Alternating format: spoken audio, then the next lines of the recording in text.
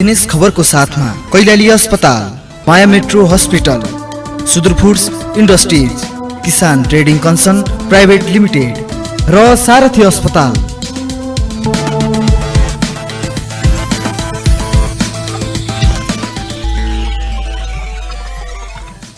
सुदूरपश्चिम प्रदेशको विकासप्रति समर्पित दिनेश एफएम 93.8 मेगाहर्टसँगै लम्कीको लम्की एफएम दिनेश खबरको फेसबुक पेज, मोबाइल र अनलाइनबाट समेत एकैसाथ प्रसारण भइरहेको बिहान 6:30 बजेको दिनेश खबरमा रक्षा भट्टको नमस्कार।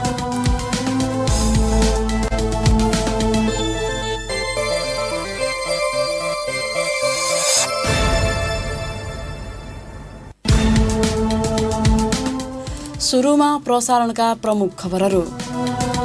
सुदूरपश्चिम प्रदेशबाट प्रस्ताव गरिएका 4.5 खर्बका योजनामा लगानी शून्य, पश्चिम सेती र SR6 संयुक्त जलविद्युत निर्माणको मोडालिटीबारे अध्ययन। धनगढी विमानस्थल वरपरको जग्गामा रेखाङ्कन गर्दै पिल्लर गाड्ने समूहको पहिचान भएन, कारोबारी सक्रिय भएको आशंका गर्दै स्थानीय आन्दोलित भए पनि प्रशासन मौन। अटो रिक्साको व्यवस्थापनका लागि दर्ता भएकै पालिकामा चलाउने सहमति कार्यान्वयन गर्नुपर्नेमा जोड, नयाँ दर्ता बन्द गराउने भौतिक पूर्वाधार विकास मन्त्रालयको दाबी। र सुदूरपश्चिममा सवा 3 लाख बढी बालबालिकालाई कोरोना भाइरस विरुद्धको खोप लगाउने लक्ष्य, 2,11,000 डोज मात्र उपलब्ध हुँदा खोप अभाव हुने निश्चित। कैलालीको जानकी गाउँपालिकाका 25 वर्षीय अर्जुन दासको हत्यामा संलग्नलाई कारबाहीको माग गर्दै स्थानीय चरणबद्ध आन्दोलनमा उत्रिएका छन्। हत्यामा संलग्नलाई पक्राउ गर्दै कारबाहीको दायरामा ल्याउनुपर्ने माग उनीहरूको छ। यस्तै हत्याको विरोध र दोषीलाई कारबाहीको माग गर्दै हिजो इलाका प्रहरी कार्यालय टिकापुर अगाडि प्रदर्शन गरिएको छ। मृतकका परिवारलाई क्षतिपूर्ति दिनुपर्ने, पीडित परिवारलाई रोजगारीको व्यवस्था हुनुपर्ने, मृतकका सन्तानलाई निशुल्क शिक्षाको व्यवस्था हुनुपर्ने, पीडित परिवारलाई सुरक्षाको ग्यारेन्टी गर्नुपर्ने लगायतका माग स्थानीयले राखेका छन्। पुस 2 गते साँझ घरबाट निस्केका दास 3 गते घाँटी रेटेर टाउको अलग गरिएको अवस्थामा अमरावती सामुदायिक वनमा फेला परेका थिए। प्रहरीले हत्यामा संलग्नको पहिचान भइसकेको दावी गरेको छ। जिल्ला प्रहरी कार्यालय कैलालीका प्रहरी नायब उपरीक्षक वेद प्रकाश जोशीले पहिचान भएका व्यक्तिको खोजी भइरहेको बताउँदै छिट्टै नतिजा आउने जानकारी दिए। उनका अनुसार दासको हत्यामा 4 देखि 5 जना संलग्न छन्। हत्याको कारण भने खुल्न नसकेको प्रहरी नायब उपरीक्षक जोशीले बताए। प्रहरीले हत्यामा संलग्न भएको आरोपमा एकजनालाई पक्राउ गरेको छ। पक्राउ परेका व्यक्तिबाट हत्या प्रकरणबारे केही नखुलेको प्रहरीले जनाएको छ। प्रहरीले दासको शव पोस्टमार्टमका लागि सोमबार टिकापुर अस्पतालमा राखेको छ। मृतकका आफन्तले भने दोषीलाई पक्राउ नगरेसम्म शव नबुझ्ने अडान लिएका छन्।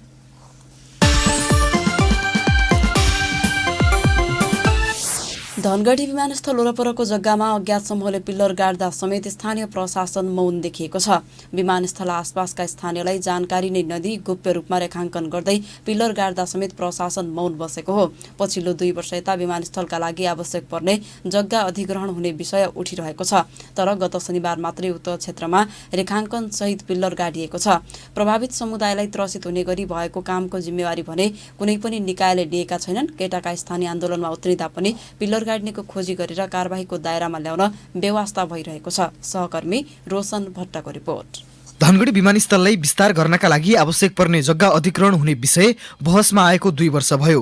2 वर्ष यता उक्त क्षेत्रका स्थानीयको दैनिकी राम्रो छैन। कति र कहाँसम्म जग्गा अधिग्रहण हुने विषयमा आधिकारिक निर्णय नभएकै कारण विमानस्थल वरपरको समुदायले विभिन्न समस्या भोग्नु परेको छ। तर पछिल्लो पटक उक्त क्षेत्रका स्थानीयको जग्गामा अज्ञात समूहले रेखाङ्कन सहित पिल्लर गाडेको छ। उक्त पिल्लर कसले गाड्यो भन्ने जानकारी कुनै पनि निकायसँग छैन। यता पिल्लर बिक्री गर्ने पाण्डे कन्स्ट्रक्सनका सञ्चालक राजु पाण्डेको भनाई यस्तो छ। यहाँ उनीहरूले मलाई पोल हालिदिनु पर्छ यार, यताउता भने होला सर, म त्यति सहयोग गर्दैन भने मान्छे त्यस्तो होला भने मैले अनुमानै गर्न सकेन कि मन्त्रालयको चोरी हो भन्ने जस्तो कुरा गर्यो तिनीहरूले। मलाई पनि लाग्यो अब त्यो हल्ला चलिरहेको छ सर, अब आए पनि होला भन्ने जस्तो मलाई पनि लाग्यो। त्यति नै हो कन्ट्याक्ट भएको। त्यसपछि अर्को दिनदेखि त अब त्यही विषयले गर्दा धेरै दिन भयो इस्यु भयो सर। अब मैले यस्तो होला भने सोचे पनि थिएन। धनगढी महानगरपालिकाको वडा नम्बर 13 मा रहेको पाण्डे कन्स्ट्रक्सनबाट 4 जनाको समूहले 8 वटा पिल्लर खरिद गरेको बुझिएको छ। सञ्चालक पाण्डेले भने उक्त समूहका कसैलाई पनि नचिनेको दावी गरेका छन्। विमानस्थल वरपरका स्थानीयले भने सोही कामको विरुद्धमा आन्दोलन समेत गरेका छन्। सोमबार मात्रै भेला भएका स्थानीयले धनगढी विमानस्थलको कार्यालय घेराउ गरेका थिए। तर पिल्लर गाड्नेको पहिचान गरेर कारबाही गर्न भने व्यवस्था हुन थालेको छ।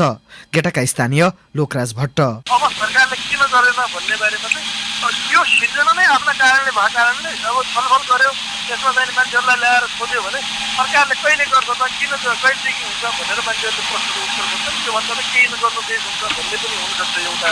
पछिल्लो पटक संस्कृति पर्यटन तथा नागरिक उड्डयन मन्त्री प्रेम आलेले जग्गा अधिग्रहणको विषयलाई टुङ्गोमा पुर्याउने दावी गरेका थिए, तर मन्त्रालयबाट भने अहिलेसम्म पनि औपचारिक प्रक्रिया सुरु भएको छैन। तर मन्त्री आलेले गरेको उक्त दावीपछि गेटा क्षेत्रमा जग्गा कारोबारीहरू सक्रिय रहेको आशंका गरिएको छ। स्थानीयलाई त्रासमा पारेर सस्तोमा जग्गा बिक्री गर्न लगाउने र सरकारी मुआवजा आफू राख्ने दाउमा जग्गा कारोबारीको समूह देखिएको आशंका गर्न थालिएको छ। कैलालीका प्रमुख जिल्लाधिकारी किरण थापाको भनाई यस्तो छ।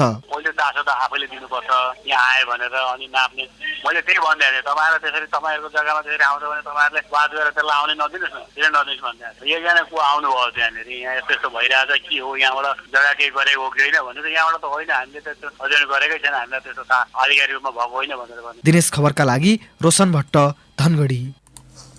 डडेलधुरामा ट्र्याक्टर दुर्घटना हुँदा एकजनाको मृत्यु भएको छ। सोमबार साँझ जिल्लाको अमरगढी नगरपालिका 5 तुफान डाँडा स्थित अस्पताल रोडमा सुदूरपश्चिम प्रदेश 01002 ट 5985 नम्बरको ट्र्याक्टर दुर्घटना हुँदा अजयमेरु गाउँपालिका 1 बस्ने 20 वर्षीय सुरेश पार्की घाइते भएका थिए। घाइते भएपछि उपचारका लागि डडेलधुरा अस्पतालमा लगिएकोमा उनको मृत्यु भएको जिल्ला प्रहरी कार्यालय डडेलधुराले जनाएको छ। प्रहरीले ट्र्याक्टर चालक अमरगढीकै महेश ताम्राकार र ट्र्याक्टरलाई नियन्त्रणमा लिएको छ। उता कञ्चनपुरमा एक वृद्ध मृत फेला परेका छन्। प्रहरीका अनुसार जिल्लाको पुनर्वास नगरपालिका 11 का 68 वर्षीय गिरी पार्की मंगलबार बिहान आफ्नै घर नजिक मृत फेला परेका हुन्। उनको शव पोस्टमार्टमका लागि धनगढी ल्याइएको र घटनाबारे अनुसन्धान भइरहेको इलाका प्रहरी कार्यालय त्रिभुवन बस्तीका प्रमुख प्रहरी निरीक्षक कैलाश सिंह विष्टले बताए। यता कैलालीमा रुखबाट लडेर एक युवकको मृत्यु भएको छ। जिल्लाको गोदावरी नगरपालिका 4 का 25 वर्षीय बिर्ख बोहराको घर नजिकैको रुखमा स्याउला काट्ने क्रममा लडेर मृत्यु भएको जिल्ला प्रहरी कार्यालय कैलालीले जनाएको छ। कार्यालयका प्रवक्ता प्रहरी नायब परीक्षक वेद प्रकाश जोशीका अनुसार रुखबाट लडेर गम्भीर घाइते भएका उनलाई धनगढी स्थित पद्मा अस्पतालमा ल्याइएको थियो। त्यहाँ उपचार सम्भव नभएपछि सेती प्रादेशिक अस्पताल रिफर गरिएका उनको सोमबार राति मृत्यु भएको हो। 3 वर्ष अघि संघीय राजधानी काठमाडौँमा आयोजना गरिएको लगानी सम्मेलनमा सुदूरपश्चिम प्रदेशबाट प्रस्ताव गरिएका 4.5 खर्ब लगानीका योजनामा लगानी शून्य देखिएको छ।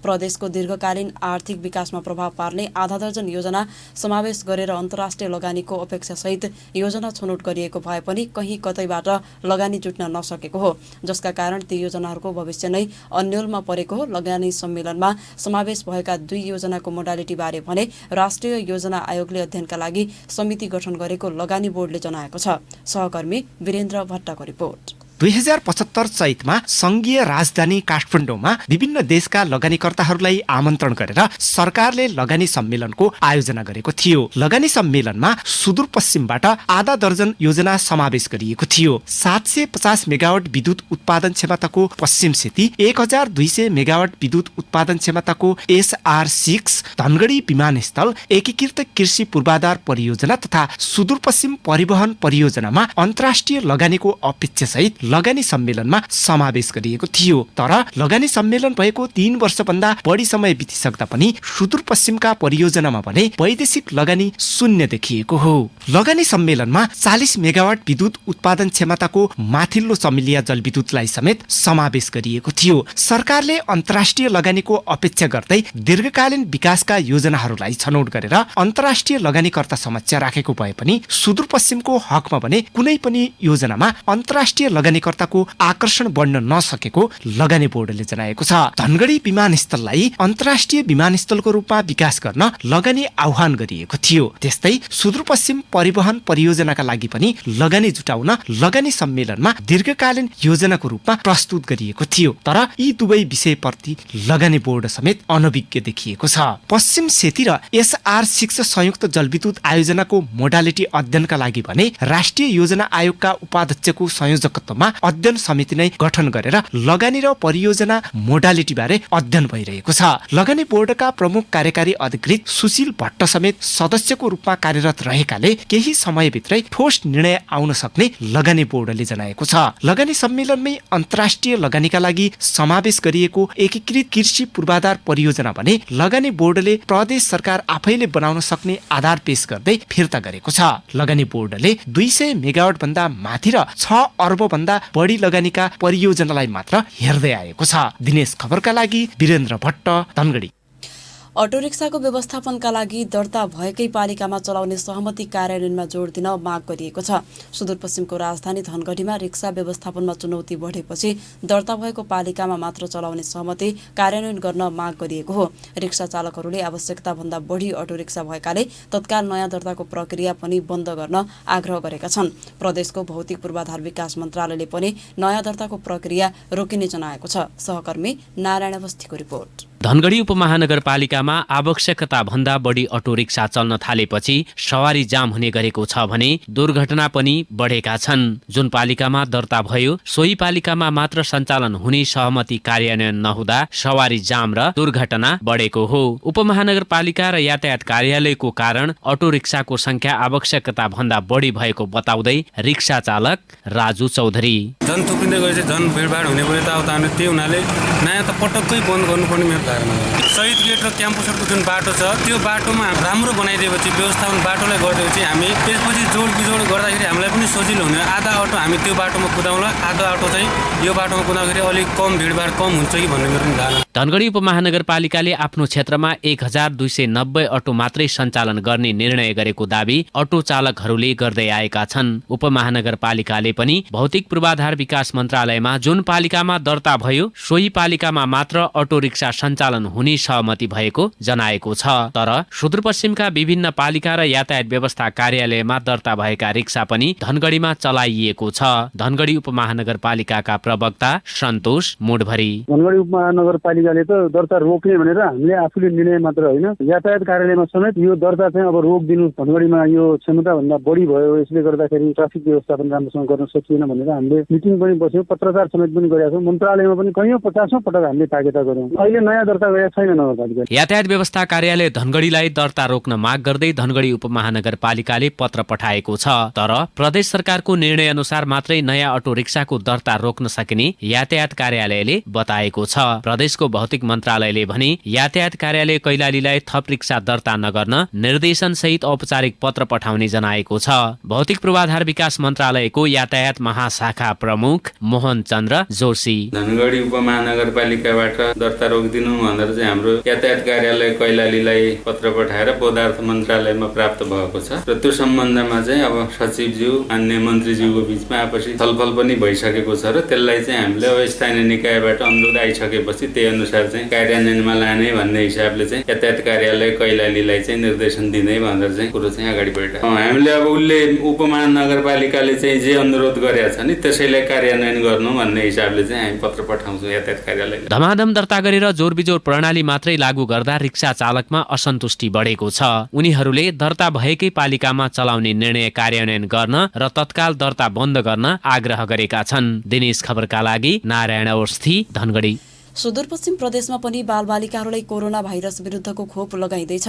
कोरोना संक्रमणबाट बच्न बालबालिकाहरूलाई खोप लगाउन लागि हो। सुदूरपश्चिममा 3,27,481 बालबालिका रहेका छन्, जसमा अहिले कैलाली र डडेलधुरा बाहेक अन्य 7 जिल्लाका 2 लाख बालबालिकालाई कोरोना विरुद्धको मोडर्ना खोप लगाउने अभियान थालिएको छ। अन्य 2 जिल्लाका बालबालिकालाई भने फाइजर खोप लगाइनेछ। सहकर्मी बिन्दु चन्दको रिपोर्ट। सुदूरपश्चिम प्रदेशमा पनि बालबालिकाहरूलाई कोरोना भाइरस विरुद्धको खोप लगाउने अभियान जारी रहेको हो। बालबालिकाहरू कोरोना संक्रमणको जोखिममा रहेको भन्दै बालबालिकाहरूलाई कोरोना भाइरस विरुद्धको मोडर्ना खोप अभियान सञ्चालन गरिएको हो। जिल्ला स्वास्थ्य कार्यालय बैतडीका स्वास्थ्य प्रमुख योगेश भट्ट। कोभिड-19 को खोप अभियानको 12 देखि 17 वर्ष उमेरसम्मका बालबालिकालाई चाहिँ मोडर्ना खोप अभियान सुरु भएको छ। विद्यालयहरूमै गएर ती विद्यालयलाई खोप केन्द्र मानेर खोप अभियान सञ्चालन गर्छौँ। अब आउने भेरिएन्टहरू बालबालिकालाई बढी पूर्ण हुने भन्ने विज्ञहरूले भने अनुसारै अब अभिभावकहरू पनि उत्साहित र बालबालिकाहरूले लगाइरहेको पाइएको। सुदूरपश्चिममा अहिले 12 वर्षदेखि 17 वर्ष मुनिका बालबालिकाहरूलाई मोडर्ना खोप लगाउने अभियान सञ्चालन भएको छ। कैलाली र डडेलधुरा बाहेकका 2 लाख बालबालिकाहरूलाई सो खोप लगाउन लागि हो। 2 लाख बालबालिका रहेको अनुमान गरिएको र सोही मात्रामा खोप प्राप्त भएकाले अभाव हुने देखिएको छ। जिल्ला स्वास्थ्य कार्यालय दार्चुलाका खोप सुपरभाइजर वीरेन्द्र भट्ट। भ्याक्सिन चाहिँ अलिक कम प्राप्त भएको छ, एस्टिमेट भन्दा करिब 5,000 नै कम पर्ला जस्तो छ। कैलाली जिल्लाका 1,08,485 र डडेलधुरामा 17,979 बालबालिकालाई फाइजर खोप लगाइने जनाइएको छ। अनुमानित तथ्याङ्कका आधारमा खोप आएकोले अभाव भए थप खोप ल्याइने बताउँछन् सामाजिक विकास मन्त्रालयका प्रवक्ता नरेन्द्र सिंह कार्की। डडेलधुरा र कैलाली बाहेकका 7वटा जिल्लामा यो मोडर्ना खोप अस्तिबाट अभियान सुरु भएको छ। स्थानीय तहसित समन्वय गरेर विशेष विद्यालयलाई फोकस गरेर खोप कार्यक्रमहरू सञ्चालन भइरहेका छन्। डडेलधुरामा 13 गतेदेखि 23 गतेसम्म भन्ने र कैलालीको डेट फिक्स भएको छैन। कैलाली र डडेलधुरामा चाहिँ फाइजर कम्पनीको खोप लाग्छ। त्यो भए हुनाले दुईटा जिल्लामा चाहिँ अभियानको रूपमा चाहिँ अब सञ्चालन भइरहेको छ। 7वटा जिल्लामा चाहिँ सुरु भइसकेको छ। तथ्याङ्क भने एकुरेट होइन, अनुमानित भए हुनाले भोलि कम पर्यो भने खोप चाहिँ थपिन्छ। अब अहिले अनुमानित तथ्याङ्कको हिसाबले पठाएको छ, पछि रियल तथ्याङ्क कति आउँछ त्यो हुने हो। दिनेश खबरका लागि बिन्दु चन्द, धनगढी। अब बाँकी खबर। लामो समयपछि कैलालीको धनगढीमा नेपाल पर्यटन बोर्डको प्रादेशिक कार्यालय स्थापना गरिएको छ। सुदूरपश्चिम प्रदेशमा आन्तरिक तथा बाह्य पर्यटकलाई आकर्षित गर्न पर्यटन प्रवर्धन, पूर्वाधार विकास, प्रचार प्रसार लगायतका गतिविधि अघि बढाउन कार्यालय स्थापना गरिएको छ। कार्यालय उद्घाटन भए पनि अहिलेसम्म कर्मचारी व्यवस्थापन भने हुन सकेको छैन। कार्यालय सञ्चालनका 1 जना प्रबन्धक, 1 अधिकृत सहित आवश्यक दरबन्दी अनुसार कर्मचारी व्यवस्थापन गरिने बताइएको छ। यसबारे सहकर्मी रोशन भट्टले पर्यटन बोर्डका प्रवक्ता नन्दनी थापासँग कुराकानी गरेका छन्। अब हाम्रो कस्तो छ भने उद्देश्य अगाडिबाट नै प्रत्येक प्रदेशमा होइन एनटिबीको कार्यालय गठन गरेर हाम्रो त्यहाँको प्रदेश मन्त्रालयहरूसँग काम गर्ने होइन, अल्सो त्यो टिटिडी त्यहाँको छ नि कमिटिजहरूसँग। किनभने अब यो फर इक्जाम्पल अब प्रदेश 1 र अब यो काठमाडौँ, पोखरा, लुम्बिनीहरू धेरै डेभलप भइसक्यो होइन। तर पनि अब यो पार वेस्टमा धेरै टुरिज्मको धेरै पोटेन्सियल थियो। त्यो स्ट्यान्ड अलोन डेस्टिनेसन जस्तै छ होइन, एभ्रिथिङ इज देयर है, तर त्यहाँको प्रमोसन भएको छैन। र एनटिभीको उद्देश्य हो कि यो सबै पिछडिएको ठाउँहरूलाई पनि हामीले एकदमै फोरफ्रन्टमा नेसनल र इन्टरनेसनल मार्केटिङमा यो प्रमोसनमा हामीले त्यो स्थापना गर्न खोजेको। सुदूरपश्चिममा कार्यालय मात्रै स्थापना गरिएको छ, कर्मचारी एकजना पनि छैन, कसरी काम कारबाही अगाडि बढ्छ? होइन, त्यसमा के छ भन्दाखेरि हाम्रो यो ओएनएममा हामीले राखेको छौँ होइन। र हाम्रो ओएनएम भन्दाखेरि किनभने हाम्रो पहिला एनटिबी स्थापना गर्दाखेरि यो प्रदेशीय कार्यालयहरूको प्रदेश थिएन त्यो टाइममा है। र त्यसको हामीले सबै होमवर्क गरिसकेको छौँ। लोकसेवामा पनि हामीले त्यो राय लिइसकेको छौँ। र त्यसपछि अब हाम्रो फर्मली नै अलिक पछि हाम्रो फर्मली हाम्रो स्टाफहरू दरबन्दी त्यहाँ भएर हाम्रो स्टाफहरू आउनुहुन्छ, तर अलिकति टाइम लाग्छ। कर्मचारी के कस्ता आउँछन्? कस्ता कार्यक्रमहरू चाहिँ तपाईँहरूले सुरुवाती चरणमा गर्नुहुन्छ सुदूरपश्चिमको लागि? कस्तो छ भने अहिले हामीले त्यो अहिले त डेभलपमेन्ट फेजमै छ है। अब सुदूरपश्चिममा we are already looking at एउटा के अरे हामीले त्यो पर्यटन मेलाहरू हामीले सोच्दैछौँ होइन। जस्तै कि अब हाम्रो स्टाफको कुरा गर्दाखेरि पछि गएर एटलिस्ट म्यानेजर लेभल, अफिसर लेभलमा हाम्रो स्टाफहरू हुनुहुन्छ त्यहाँ। सुदूरपश्चिममा पनि यति धेरै टुरिज्मको सम्भावना छ होइन। उनी थिइन् नेपाल पर्यटन बोर्डकी प्रवक्ता नन्दनी थापा सहकर्मी रोशन भट्टसँग कुराकानी गर्दै।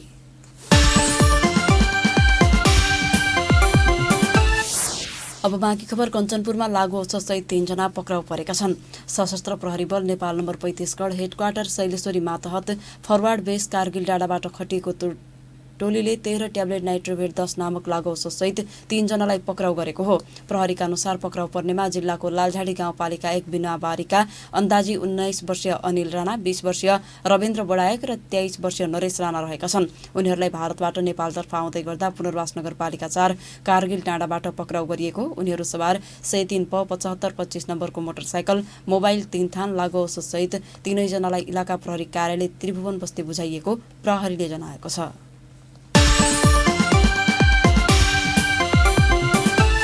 र अब खेल खबर। धनगढीमा जारी प्रधानमन्त्री कप महिला राष्ट्रिय क्रिकेट प्रतियोगिताको समूह A-बाट प्रदेश नम्बर 1 र 1 विजेता र लुम्बिनी प्रदेश उपविजेता बनेका छन्। समूह A-बाट यसअघि नै सेमिफाइनल पुगेका दुवै टोली मध्ये लुम्बिनीलाई प्रदेश 1 ले हराएको हो। यो खेलको नतिजापछि प्रदेश 1 समूह A को विजेता र लुम्बिनी उपविजेता बनेका हुन्।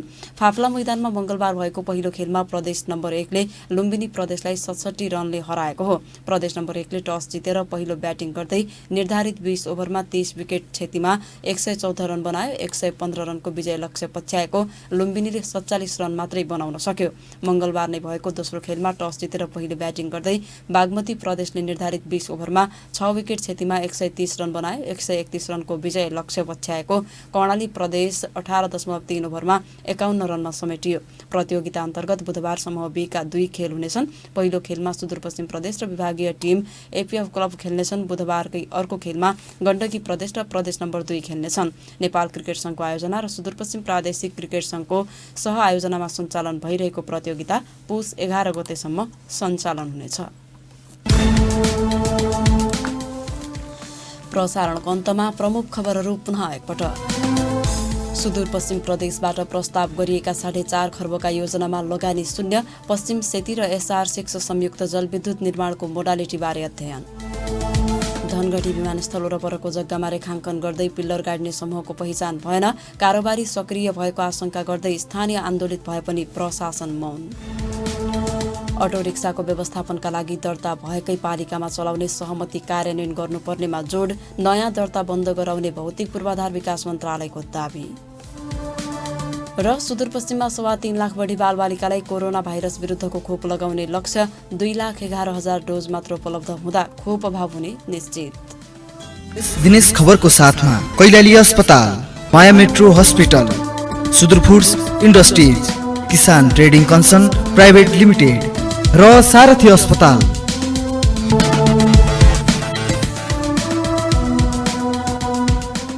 अवस्था दिनेश FM 93.8 मेगाहर्ज सँगै लम्कीको लम्की FM, दिनेश खबरको फेसबुक पेज, मोबाइल र अनलाइनबाट समेत एकैसाथ प्रसारण भइरहेको बिहान 6:30 बजेको दिनेश खबर सकियो।